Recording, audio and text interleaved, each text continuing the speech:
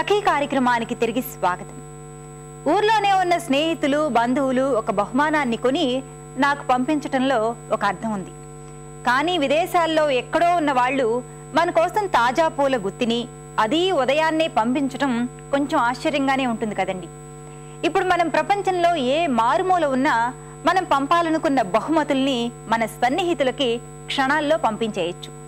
Online సర్వీసుల ద్వారా చక్కగా అంతర్జాలంలో చూసేసి ఆ వస్తువునో పూలనో ఎంపిక చేసుకొని మనం ఎవరికి పంపించాలనుకుంటున్నామో వారి వివరాలను ఇచ్చేస్తే సరి.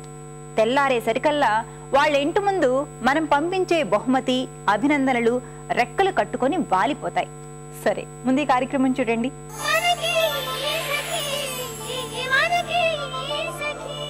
నమస్కారం. చూడండి చేయండి కార్యక్రమానికి స్వాగతం. సకులు ఆక్రిలిక్ పెయింట్ తో వెజిటేబుల్స్ ని వేసి చూపిస్తానంటున్నారు శీలారాజ్ గారు. మరి అదేంటో చూసి నేర్చేసుకుందామా? హాయ్ శీలా గారు. హాయ్, ఎలా ఉన్నారు? బాగున్నానండి. మీరు బాగున్నారా? బాగున్నానండి. మరి ఈ రోజు మా సకులందరి కోసం ఆక్రిలిక్ పెయింట్ తో వెజిటేబుల్ పెయింటింగ్స్ వేసి చూపిస్తానన్నారు కదండి. సో మరి దీనికి ఏమేమి కావాలో చెప్తారా? Yeah sure. Acrylic paints, flat brushes, water, canvas paper, waste cloth. Okay Sheela గారు, మరి మనకు కావాల్సినటువంటి మెటీరియల్ అంతా రెడీగా ఉంది కదండి. ఫస్ట్ ఏం చేస్తారు? గుమ్మడికాయ అంటే యూజువల్ గా సైజ్ పెద్దగా ఉంటుంది కాబట్టి సో నేను ఈరోజు ఈ బ్రష్ యూజ్ చేస్తున్నాను. వాటర్ లో డిప్ చేసుకుని బ్రష్ ఎప్పుడూ ఆ ఎక్సెస్ వాటర్ ని వేస్ట్ క్లాత్ మీద ఇలా వైప్ చేసేసుకుని సో ఎక్సెస్ వాటర్ అంతా కూడా క్లాత్ తీసేయాలి. ఇప్పుడు వచ్చి నేను చెప్పాను కదా ఇందాక స్క్వాష్ అనేది వచ్చి ఒక కైండ్ ఆఫ్ సొరకాయే, బట్ దాని మీద వచ్చి కొంచెం లైట్ గా చారలు ఉంటాయి అన్నమాట. మీరు చూస్తే దాన్ని ఇప్పుడు ఇలా ఒకటేమో ఇలా ఫ్రంట్ కండి, ఒకటి ఇలా ముందుకు వచ్చినట్టుగా మీరు కావాలంటే అవుట్ లైన్ ఇలా వేసుకోవచ్చు. దానికి చూస్తే అది ఇలా ఉంటుంది.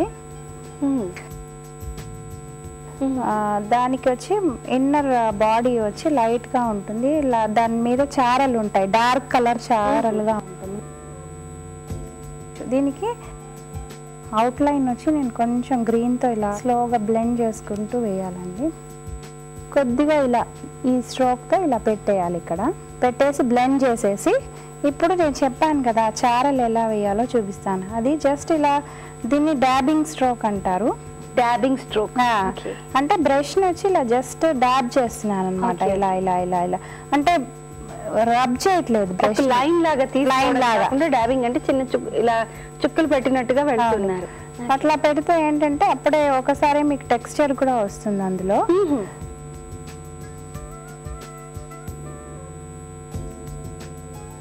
సో ఈ చారలు అవి ఉన్న పళ్ళు కానీ కూరలు కానీ కూరగాయలు కానీ ఇలా యూజువల్గా బేసిక్గా ఇలా పెయింట్ చేస్తారు. సో ఇప్పుడు చూస్తే దీనిలో వచ్చి ఇలా పొడుగు పొడుగు చారల కింద పెడితే ఇంకా మీకు న్యాచురల్ గా చారలాగా కనిపిస్తుంది. టూ కలర్స్ తీసుకున్నాను. సో ఇప్పుడు చూసారంటే ఇంకా క్లియర్ గా మీకు అవి నిజంగా చారలు ఉన్నట్టుగా కనిపిస్తుంది అనమాట. అవునండి, న్యాచురల్ గా కనబడుతుంది. ఓకే, సో ఇది కంప్లీట్ అయిపోయింది. దీన్ని ఏమంటారండి? స్క్వాష్ అంటారు. స్క్వాష్. ఓకే. సో ఈ గుమ్మడికాయ వేసిన తర్వాత ఇంకొక టైప్ ఆఫ్ గుమ్మడికాయ మామూలుగా రెగ్యులర్ ఆరెంజ్ కలర్ది ఉంటుంది కదా, అది కూడా నేను ఏం చేశానంటే మామూలు గుమ్మడికాయ వేయకుండా అది పగలగొట్టినప్పుడు ఒక పీస్ లోపల చూసారంటే చాలా అందంగా ఉంటుంది. అంటే దాని కలర్ కొంచెం ఎక్కువ, అంటే బయట ఉన్న కలర్ కన్నా కూడా లోపల ఉన్న కలర్ కొంచెం డార్క్ గా ఉంటుంది. అట్ ద సేమ్ టైం దాంట్లో గింజలు అన్ని కూడా చాలా బ్యూటిఫుల్ గా కనిపిస్తాయి. సో అలాంటి ఒక పెయింటింగ్ ని చూపిస్తాను ఇప్పుడు ఎలా చేయాలో. దానికి వచ్చి గుమ్మడికాయని చూసారంటే ఒక సైడ్ ఇలా పగలగొడితే అది ఇలా హార్ట్ షేప్ లో ఉంటుంది. ఇలా ఉంటుంది షేప్, అంటే ఒక కుండలాగా ఉంటుంది మీకు గుమ్మడికాయ చూస్తే. సో దాన్ని బేసిక్ షేప్ ఫస్ట్ నేను ఫామ్ చేసుకున్నాను ఇక్కడ ఇలా.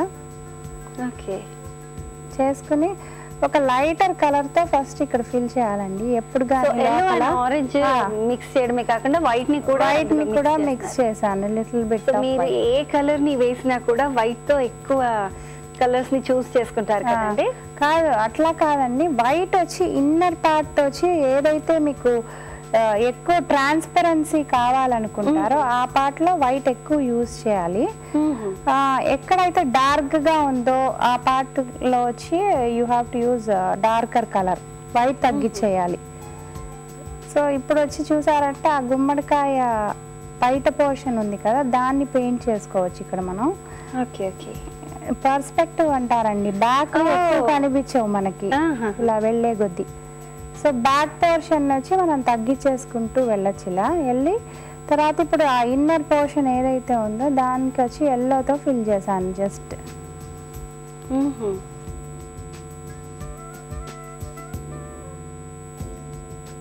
సో ఇప్పుడు చూస్తే అయిపోయిందండి దాని లోపల పార్ట్. యా. సో తర్వాత నేను ఏం చేశానంటే ఇక్కడ వచ్చి అవుట్ లైన్ ఇచ్చాను దానికి ఇలా. సపోజ్ ఇలా మీకు యూజువల్ గా అవుతూ ఉంటుంది అనమాట, వెనక ఆబ్జెక్ట్ ని యూజువల్ గా ముందు చేయమంటారు. అలా ముందు ఆబ్జెక్ట్ చేసినా కూడా తర్వాత ముందర ఆబ్జెక్ట్ ని వచ్చి ఒకసారి ఫిక్స్ చేసుకోవడం బెటర్. ఇలా చేసుకున్న తర్వాత ఇప్పుడు దీన్ని వచ్చి రౌండ్ బ్రష్ అంటారు. అవునండి. దీంట్లో చాలా సైజెస్ ఉంటాయి, 0, 00, 000. ఇది వచ్చి ఫైన్ గా ఉంటుంది చూసారంటే. దీనికి వచ్చి షార్ట్ టిప్ ఉంది, దీనికి వచ్చి లాంగ్ టిప్ ఉంది, అండ్ ఇక్కడ ఫైన్ గా ఉంటుంది. వీటితో వచ్చి మీరు ఫైన్ వర్క్ చేయొచ్చండి. దీనికి తొడిమ చూసారంటే ఈ గుమ్మడికాయకి కట్ చేసినట్టు లావుగా ఉంటుంది, అండ్ ఇంకా వుడ్ లాగా ఉంటుంది. ఎండిపోయిన తర్వాత చాలా పెద్దగా ఉంటుంది.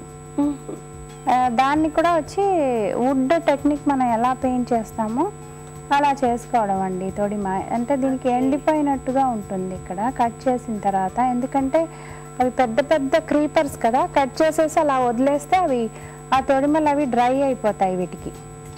సో నెక్స్ట్ ఏం చేస్తున్నానంటే లోపల ఉన్న సీడ్స్ అండి, ఆ గుమ్మడికాయ సీడ్ చూస్తే అవి ఇలా ఉంటాయి అన్నమాట. సో అవి కూడా క్విక్గా పెయింట్ చేయొచ్చు ఇలా. ఓకే.